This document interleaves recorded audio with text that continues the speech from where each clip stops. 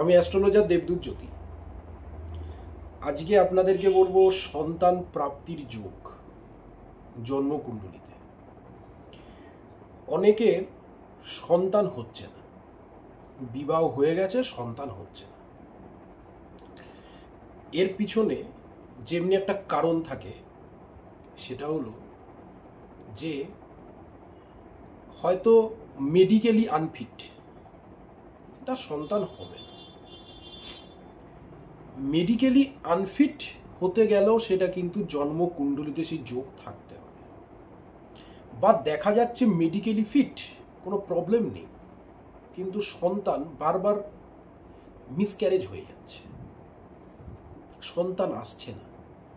অনেক চেষ্টা করা হচ্ছে, ডাক্তার বলছেন যে সব ঠিক আছে, হচ্ছে না।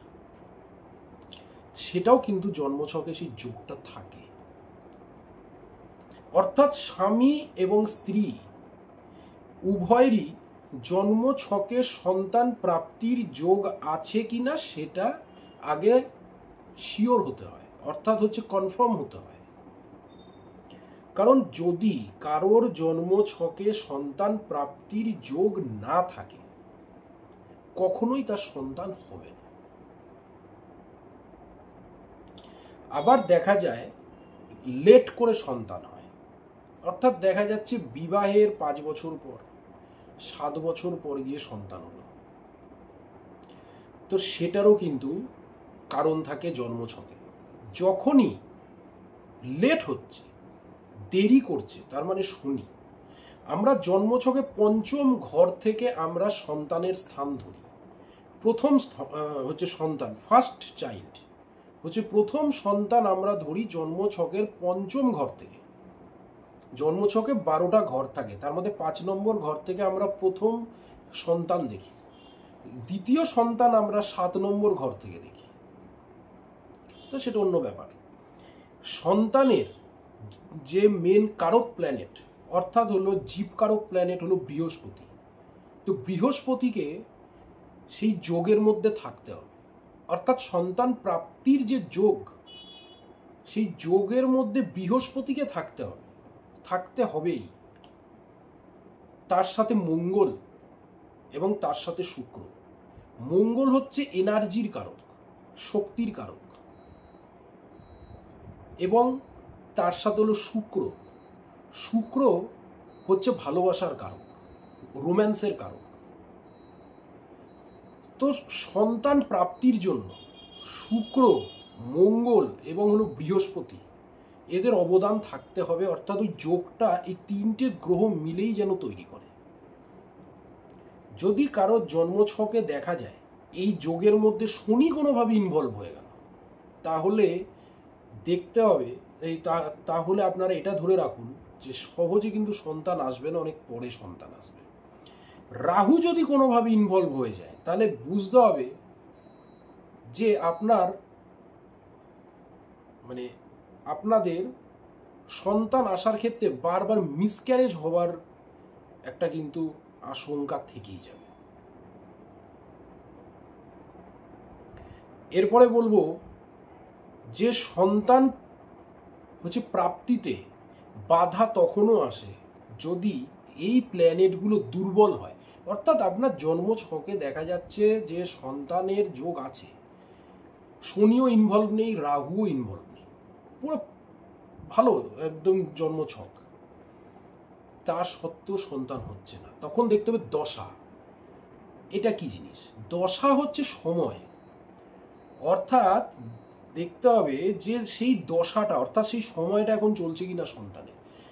যদি সেই সময়টা দেখা যাচ্ছে যে না, এখন সেই সময়টা চলছে না, হয়তো 5 বছর পর আবার আসবে ওই সময়টা, বা 2 বছর পর আসবে, তাহলে তখনই হবে, তার আগে হবে। এবার এটাও দেখা যায় যদি সেই গ্রহ দুর্বল হয়ে থাকে, অর্থাৎ যে গ্রহগুলো বললাম সে যোগটা তৈরি করেছে কিন্তু দুর্বল, তাহলেও কিন্তু সন্তান সহজে হবে না, সহজে আসবেই না। যতক্ষণ না সেই যোগটাকে আপনি ঠিক করাবেন, সেই সন্তান কখনোই আসবে না। এর সাথে এই যে ঘরগুলো, আমি আগে ঘরগুলো একটু বলি। 5 নম্বর ঘরের সঙ্গে যদি একাদশ ঘর,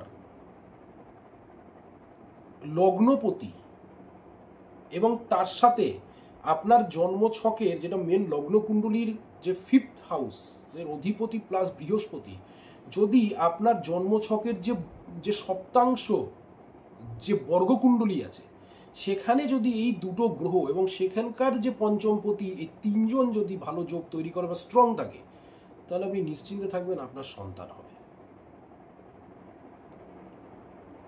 এরপর আপনাদেরকে বলবো যে সন্তানের ক্ষেত্রে যদি আপনাদের হাতে, এবার হাত দিয়ে বোঝাই, হাতের যে এই পাশে দেখবেন হাতের যে এই সাইডগুলোতে যে রেখা থাকে, অনেকের কম থাকে অনেকের বেশি থাকে, এখান থেকে কিন্তু সন্তান বিচার করা হয়। এখান থেকে যেমনি বিবাহ বিচার করা হয় এই পোর্শনটাতে কিন্তু সন্তান বিচার করা হয়। যাদের ডেট অফ বার্থ জন্ম সময় জন্মস্থান জানা নেই তাদের হাত দেখে কিন্তু বিচার করা যায়। এবার আরেকটা কথা বলবো, অনেকে দেখা যায় যে অ্যাডপশন অর্থাৎ সন্তান অনেকে দেখা যায় যে দত্তক নেয়, সেটাও জন্মছকে যোগ থাকতে হবে। কিভাবে? যেটা বললাম 5 নম্বর ঘর, 11 নম্বর ঘর এবং লগ্নপতির সঙ্গে যদি 6 নম্বর ঘর কোনোভাবে ইনক্লুড থাকে, 6 নম্বর ঘর থেকে আমরা আইন আদালত বুঝি, অর্থাৎ আইনিভাবে আইনি প্রসেসে 6 নম্বর ঘর তো আইনকেও বোঝায়। তো ল মতে অ্যাডপশন বা হলো দত্তক যদি 6 নম্বর হাউস যদি কোনোভাবে ইনক্লুড হয়ে যায় তাহলে তাদের কিন্তু বায়োলজিক্যাল কোনো বেবি হবে না, তাদের কিন্তু অ্যাডপশন। এর সঙ্গে যদি বুধ কিন্তু হচ্ছে সবসময় হচ্ছে সে ডুয়েলিটি দেয়।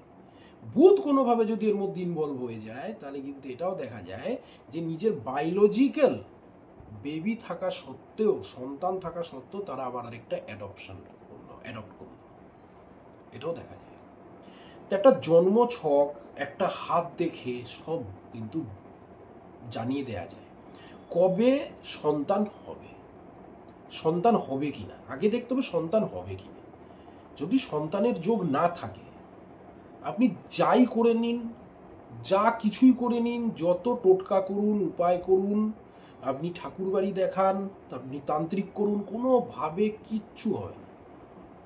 আর আপনার জন্ম ছকে যদি কোনো দোষ থাকে, যেগুলো বললাম যে আপনার জন্ম ছকে যোগ আছে কিন্তু গ্রহগুলো দুর্বল, তাহলে সেটাকে প্রতিকার করতে হবে এবং তার সাথে দেখতে হবে যে কবে সেই সময়টা আসছে সন্তান প্রাপ্তির। কারণ অনেকে এইটা হয়তো আপনাদের মনে আসবে যে সন্তান প্রাপ্তি যখন হবার হবে তখনই হবে। তাহলে জন্মছকে যদি কোনো গ্রহ যদি দুর্বল থাকে এবং সেই সময়টা যদি আসে তো তখন কি হবে? অর্থাৎ আমি বললাম যে আপনার জন্মছকে গ্রহটা দুর্বল আছে যার জন্য সন্তান হচ্ছে না। আপনি আমাকে জিজ্ঞাসা করলেন সন্তান প্রাপ্তির যোগটা আমার কবে আসছে, আমি বললাম 2 বছর পর আসছে। তাহলে এখানে কিন্তু এমন একটা স্টেট এসে গেল যে কোনটা ঠিক। আমার সন্তান প্রাপ্তি যে প্ল্যানেট সেটা দুর্বল, প্লাস বলছে যোগ বলছে ওই সময় আসবে। তো তাহলে ওই যোগের সময়টা অর্থাৎ 2 বছর পর যখন আসবে তখন কি আমার সন্তান প্রাপ্তি হবে? তখন দেখা যায় যে যখন সন্তান প্রাপ্তির সময় আসে তখন দেখা যায় যে সন্তান হয়েও হচ্ছে না, অর্থাৎ বারবার হয়তো মিসক্যারেজ হয়ে যাচ্ছে।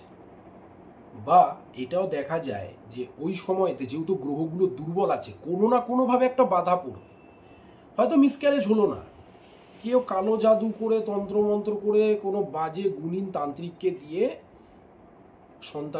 সন্তানের জায়গাটাকে আটকে রেখে দিয়েছে, হচ্ছে না। তাহলে কি উপায়? কিছু নেই। এটা হচ্ছে সাধারণভাবে আপনার জন্ম ছকের বা আপনার হাতে অবস্থান দেখতে হবে। জন্ম ছকে যে গ্রহটা সন্তানের যোগ তৈরি করেছে কিন্তু দুর্বল আছে সেই গ্রহটাকে ঠিক করতে হবে, সেই গ্রহটাকে তন্ত্র মতে ঠিক করতে হবে। সেটাকে যতক্ষণ না আপনি ঠিক করবেন ততক্ষণ যে তন্ত্র করে রেখেছে সেটাও কাটবে না, সন্তান প্রাপ্তিও হবে না।